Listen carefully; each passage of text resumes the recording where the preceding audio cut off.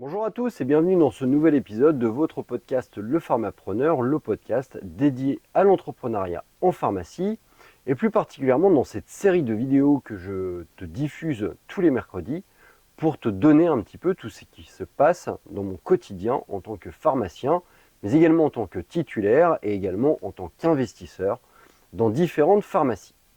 Alors qu'est-ce qui s'est passé durant cette semaine? Donc une semaine relativement complète, allant du lundi au vendredi pour ma part, avec également une garde ce dimanche. Lundi, comme d'habitude, tu le sais, j'arrive un petit peu plus tôt, ce qui me permet de faire un petit peu le point de ce qui s'est passé durant le week-end. Je regarde un petit peu les différentes communications sur les différentes ordonnances qu'on a pu être amenés à traiter samedi et pour lesquelles l'absence de nos collègues médecins nous a été problématique et sur lesquelles il va falloir donc agir. Un certain nombre de coups de fil donc à passer pour cette matinée de façon à remettre à jour certains traitements, notamment liés à un problème de rupture sur certaines molécules, comme tu le sais, c'est un petit peu contextuel en ce moment. Des problèmes également, un problème en tout cas d'interaction et une ordonnance qui n'était pas valable, avec notamment un défaut d'inscription sur une ordonnance pour un produit de type stupéfiant. Ensuite, je me suis attelé à la réception de notre commande SERP, OCP également, avec notamment la gestion de ce qui concerne le robot, ce qui me permet, comme tu le sais toutes les semaines, de faire un petit peu le point sur les différents produits qui sont soit en rupture, en vérifiant un petit peu les canaux de distribution de notre robot, voir ceux qui sont vides et également les produits qui sont de retour. J'en profite derrière pour passer tout de suite une commande auprès de mon grossiste de façon à pouvoir remplir les différents canaux. Donc du coup, en fait, je passe une commande en pharma ML avec différents produits que j'ai identifiés comme étant manquants ou en retour. Ces différents produits me sont après transmis dans l'après-midi via mon retour SERP. Ensuite, je m'attelle à tout ce qui est traitement de toute la partie sécu et mutuelle. Donc comme tu le sais, là je fais un gros travail sur la gestion des sécu mutuelles. Alors nous, on traite à peu près 400 dossiers par jour. Donc on a un nombre de rejets qui reste assez conséquent, je dirais. Alors après, on n'en a proportionnellement pas tant que ça, mais ça reste quand même assez important, d'autant plus que c'est moi qui m'en occupe, donc ça reste assez unitaire. On arrive à la fin de l'année, les mutuelles vont s'arrêter, certaines vont être renouvelées, ce qui va être assez simple, d'autres ne vont pas l'être, et ce qui fera que des dossiers de cette année vont être difficiles à retoquer pour l'année prochaine. Bref, un gros pointage sur les dossiers sécu mutuels problématiques, avec également beaucoup de coups de fil, beaucoup de mails, de façon à solliciter mes patients, à m'envoyer leurs dernières attestations, en tout cas celles qui posent problème, ou à leur préciser qu'il y a un problème dans leur dossier et qu'il faut qu'ils viennent soit régler. Je leur distribuerai donc une facture pour se faire rembourser par leur mutuelle si jamais ils en ont une, mais qu'elle n'est mal enregistrée dans notre dossier, soit éventuellement me transmettre leurs différentes données de mutuelle, de façon à ce que je puisse recycler ces mêmes dossiers. Bref, c'est un travail qui m'a pris grosso modo 1 heure et demie ce lundi, assez important. J'en ai profité pour faire un brief auprès de ma collègue Marlène, ainsi qu'à Annabelle et Amandine, pour leur redire l'impérativité de bien utiliser tous les outils logiciels qu'on peut avoir, à savoir la mise à jour des dossiers via le système ADRI, qui va pousser les droits sécu, qui va également mettre à jour tout ce qui est coordonnées, de bien s'assurer qu'on ait les numéros de contact sur nos différents patients, également d'utiliser le système Cléris ou Visiodroit qui permettent de faire une mise à jour instantanée des droits mutuels, de vérifier s'ils sont à jour, de vérifier si les bénéficiaires sont bien rattachés, et dans la négative, je dirais, d'agir en conséquence et de ne pas forcer manuellement les droits, de bien scanner les attestations de mutuelles de façon à pouvoir bien clôturer les dossiers. Dernier point également, et point de vigilance bien évidemment, c'est de bien penser à réclamer les documents qui sont notés en commentaire sur des dossiers qui peuvent éventuellement poser problème. Ne pas hésiter à récupérer les vignettes avancées, ne pas hésiter à récupérer également tout ce qui est attente ou différé. Voilà. Ensuite, pas mal de comptoirs, pas mal de facturation de vaccination, pas mal de réalisation de vaccination également. On en a profité pour refaire un petit peu le stock de nos vaccins Covid. J'ai établi avec Marlène également la logistique au niveau de la gestion des dernières unités de vaccin grippe, car il me reste un peu de Fluarix Tetra et un peu de Vaxigrippe. Donc du coup, on va jouer un petit peu là-dessus et on va surtout réalimenter régulièrement avec le stock du grossiste, de façon à pouvoir atterrir en douceur sur la période du mois de décembre. Donc voilà, ensuite des commandes évidemment pour réalimenter notre pharmacie, notamment des commandes de produits vignettés, laboratoire Organon pour ma part, ainsi que le laboratoire Terramex. Et la journée se termine pour ma part comme ça, avec réception de commandes du comptoir dans l'après-midi. Mardi matin, dépôt des enfants, puis ensuite pharmacie, comptoir. Alors, ce mardi matin, on a reçu dans nos locaux des vidéastes qui étaient là sous la demande de la part de notre syndicat, la FSPF, qui souhaitent mettre en place avec l'étudiant une vidéo pour mettre en avant le métier de pharmacien. Alors, on a été sélectionné. Et notre collègue Noémie a présenté pendant toute la matinée, devant les caméras de l'étudiant, le métier de pharmacien. Je te mettrai quelques photos de cette séance de cinéma au sein de la pharmacie du Manoir. Et puis d'ici quelques temps, au mois de mars, tu pourras en fait voir Noémie présenter la pharmacie, le métier de pharmacien, et les locaux, tu les reconnaîtras, ça sera notre pharmacie, la pharmacie du Manoir à Isnoville. Ça durait quasiment toute la matinée. L'après-midi, du comptoir aussi, j'en ai profité également pour refaire une salve sur les locations, parce que j'arrive bientôt à la fin du mois. J'en ai profité également pour faire une moulinette au niveau des stocks de notre robot. Notre grossiste, la SERP, a déménagé le répartiteur générique. Et donc du coup, on a des gros problèmes de distribution et de réception avec notre système d'autopilotage qui demande des réajustements assez importants des stocks de façon à ne pas trop pénaliser mes collègues au comptoir. Donc un gros travail à ce niveau-là, un gros travail logistique, administratif et de mise à niveau de notre stock.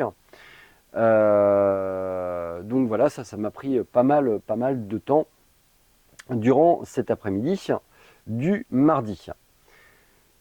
Réalisation des dernières promotions également sous format vidéo. Marlène m'a préparé tout ça, donc comme tu le sais, en fait, chaque mois, on se crée un listing avec une dizaine, une quinzaine de promotions qu'on va mettre en avant à l'intérieur de la pharmacie, qu'on va mettre également en avant sur les réseaux sociaux, mais également sur nos écrans vidéo à l'intérieur de la pharmacie.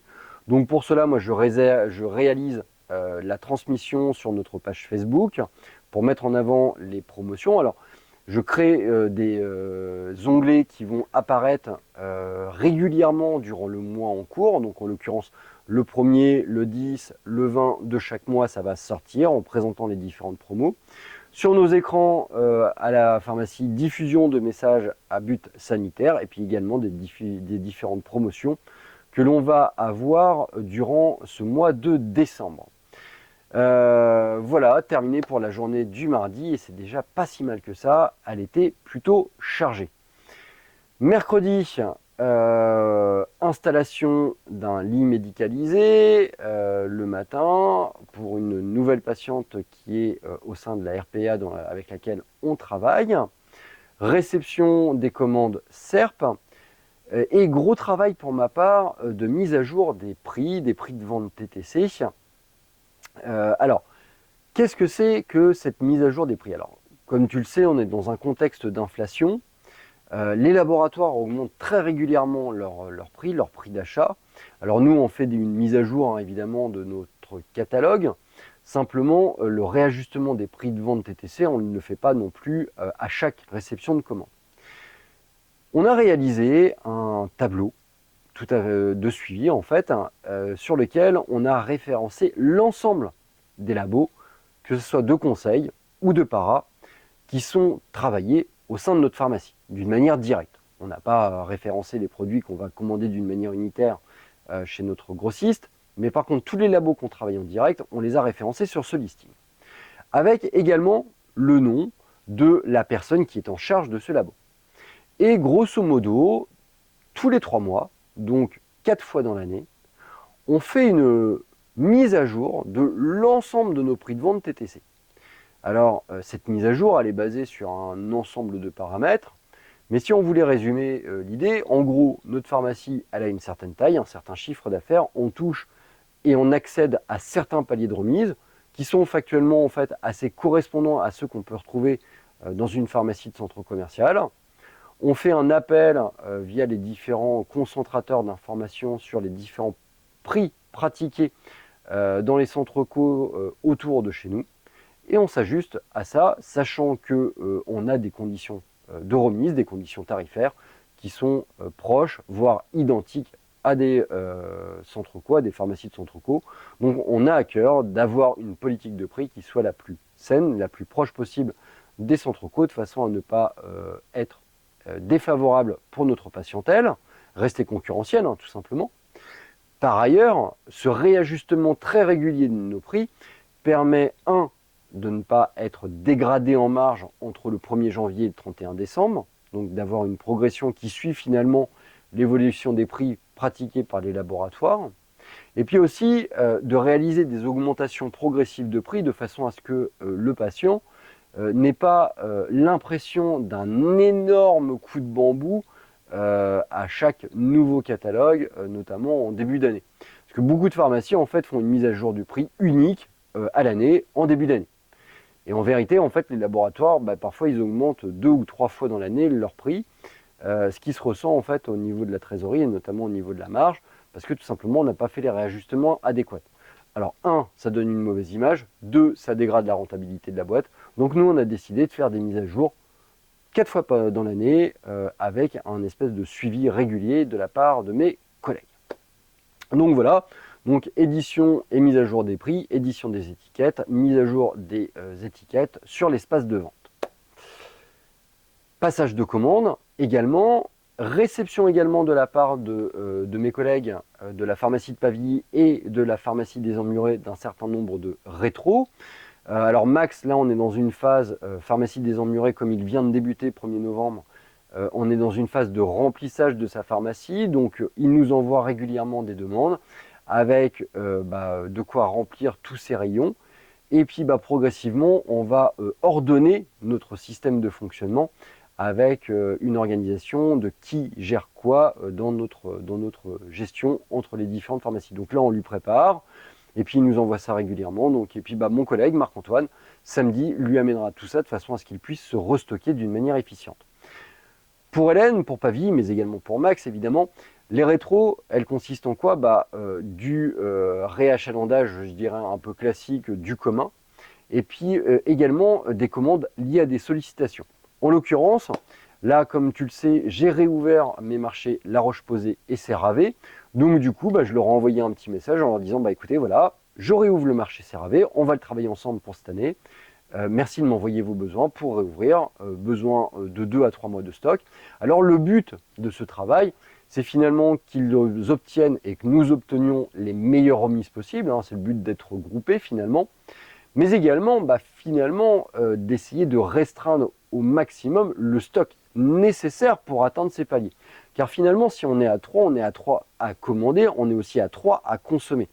Et finalement, du coup, plutôt que de se charger pour 3-4 mois, on peut se permettre de ne charger que pour 1 ou 2 mois et donc finalement d'assurer une rotation extrêmement rapide de nos stocks tout en réussissant à déverrouiller certains loquets de passage de commande et donc maximiser cette espèce de rapport prix-volume et surtout immobilisation de trésorerie et donc coût d'opportunité. La journée du jeudi, comme tu le sais, pour ma part, j'arrive un petit peu plus tard. J'en ai profité également pour aller faire une livraison pour une de nos patientes qui habite à côté de chez moi. Arrivé, tout de suite, comptoir, du monde, pas mal de logistique. Dans l'après-midi de jeudi, je me suis pas mal remis à faire des mises à jour de prix. J'en ai également profité pour envoyer un mail pour différents projets. Alors déjà, un projet de mise en place d'un GAE avec mon collègue Max et ma collègue Hélène, basé donc sur une entente, comme je te l'ai expliqué précédemment, donc un espèce de rapport prix-volume loqué de seuil de rentabilité et diminution de l'immobilisation de trésorerie. Donc avec un certain nombre de labos que je trouverais pertinent à travailler ensemble. Process simple, en gros, tous les 2 mois, je leur envoie un petit mail en leur disant j'ai l'intention de passer une commande pour tel labo, tel labo, tel labo, tel labo. Merci de m'envoyer vos besoins. Je récupère tout ça, je passe la commande, on dispatche derrière, ils ont la meilleure remise et le stock le moins important possible. Bref, une grosse rotation, 2 mois, et on est très bien. Autre mail envoyé à 2 avocats conseils par rapport à un projet professionnel que nous avons en parallèle avec Marco pour un développement, encore une fois, externe à la boîte. Et puis un gros mail perso pour un projet perso également dans l'après-midi.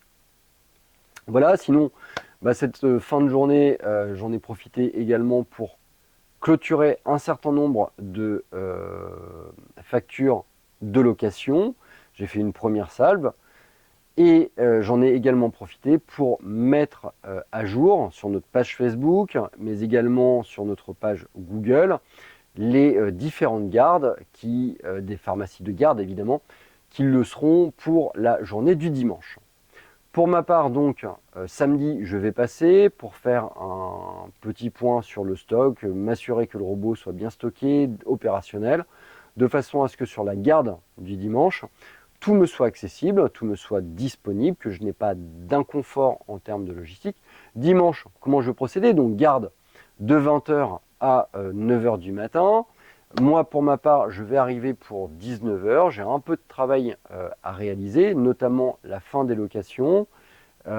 Également faire un petit peu d'administratif, mettre à jour un maximum de mutuelles, comme je te l'ai dit, de façon à ce que lundi, je n'ai pas besoin de gérer ça et que tout soit OP pour passer un lundi au taquet.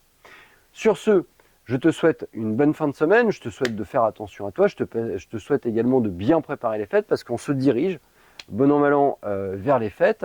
J'espère que tout se passe bien également au niveau de la vaccination et au niveau des process de vaccination. J'espère que comme toutes les semaines, cette vidéo t'aura un petit peu inspiré ou en tout cas t'aura donné des idées de réflexion, de développement, de mise en avant, on va dire.